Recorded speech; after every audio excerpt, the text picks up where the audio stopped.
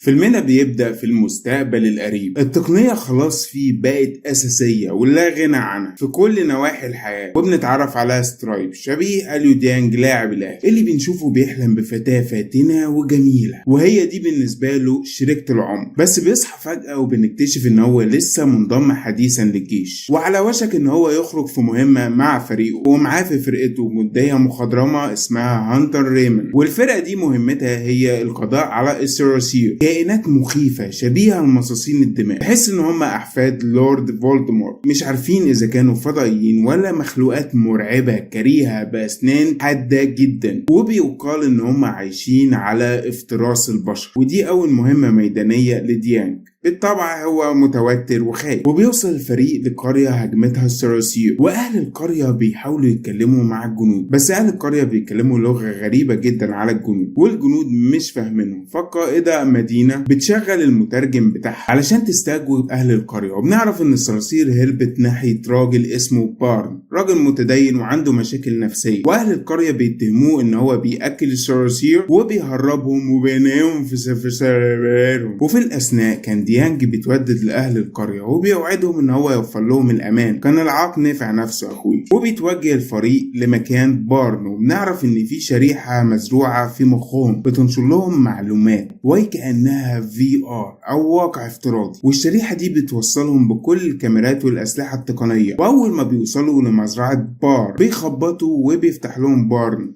وبيقولوا له لازم نفتش بيتك، وكأنهم بيطلبوا، وبيدخلوا يفتشوا البيت فعلا. ومدينة بتستجوب بارن، ومدينة بتشوفه ان هو متدين وبيحاول يحافظ على حياة كل المخلوقات، بس بتحاول تفهمه ان هو غلط لان الصراصير خطر على المجتمع والناس ولازم يتم ابادتهم عن بكرة ابيهم. وفي الاثناء ديانج وريمن فوق بيفتشوا البيت ولقوا اوضة مخفية كده، وبيقرروا يتفرقوا علشان يغطوا مساحة اكبر. وبيشوف ديانج بطانية وراها ظل اشخاص، وبيرفعها عشان يلاقي الصراصير مخلوقات مخيفة باسنان حادة مرعبة. واحد منهم ماسك جهاز غريب بينور، فعلى طول بيقتل واحد ويتعارك مع التاني، لكنه بيغزه كذا مرة عشان يتأكد انه مات. واول ما بيمسك الجهاز بيلاقي الضوء مزعج بالنسبة له، وريمن بتجري علشان تساعده، لكن صرصور هارب ضربها وقعها على الارض. وبيحاول بارني يغز مدينة لكن بتقبض عليه بكل سهولة، وبتقرر مدينة حرق البيت كله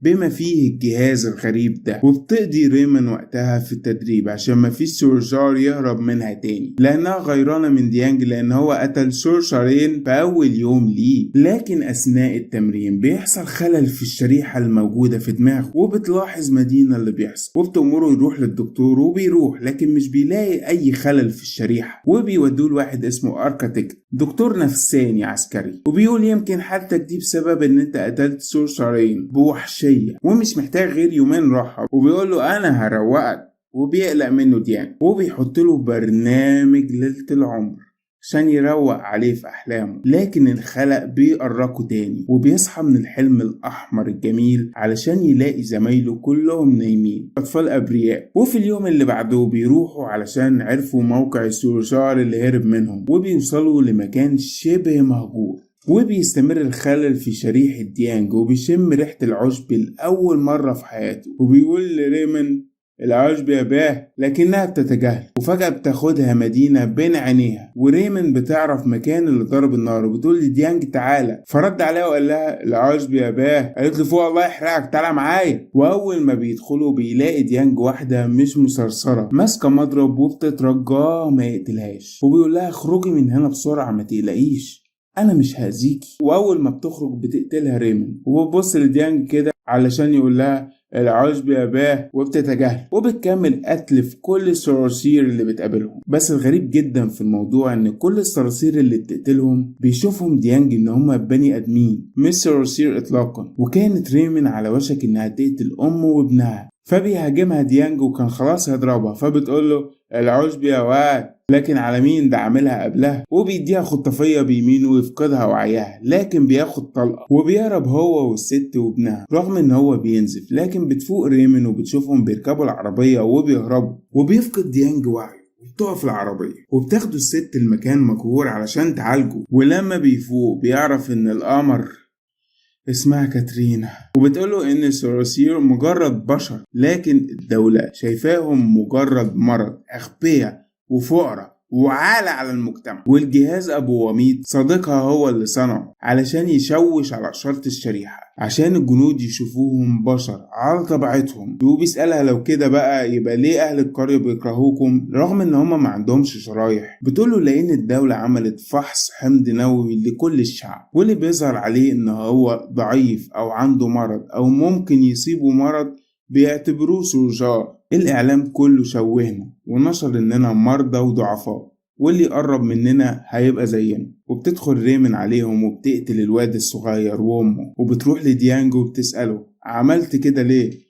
قال لها العشب يا باه. فبتصرخ وتقول له اسكت وتقوم مديها له ويفقد وعي. وبيصحى نلاقيه في غرفة معزولة تماما وبيحاول يستوعب الصدمة. وبيدخل عليه اركتيك وبيقول له انت المفروض تشعر بالفخر لانك بتساعد الدولة والمجتمع على تحقيق الرقي، وقد ايه مهم ان احنا نرتقي بالجنس البشري. وبيديله خيارتين. الخيارة الأولى إن هو يقبل إن هما يعيدوا ضبط الشريحة ويمحي من ذاكرته كل اللي حصل في الأيام الأخيرة، أو إنه يتحبس ويوقف عمل الشريحة علشان تطارده كل الجرائم اللي ارتكبها للأبد. وده لأن هو ما يقدرش يرغم عقله على حاجة إلا بموافقته هو برغبته، أو هكذا تعمل الشريحة على الأقل. وبيوريله جزء من جرائمه عشان ما يقدرش يستحمل وينهار ويوافق على محو ذاكرته. لو عجبك الفيديو ده بقى متنساش تدوس وتشير الفيديو عشان نوصل لعدد اكبر من الناس. ولو عجبك المحتوى بتاعي متنساش تشترك في القناه وتفعل الجرس عشان ما يفوتكش اي فيديو. بس ما تخليش اي فيلم او اي فيديو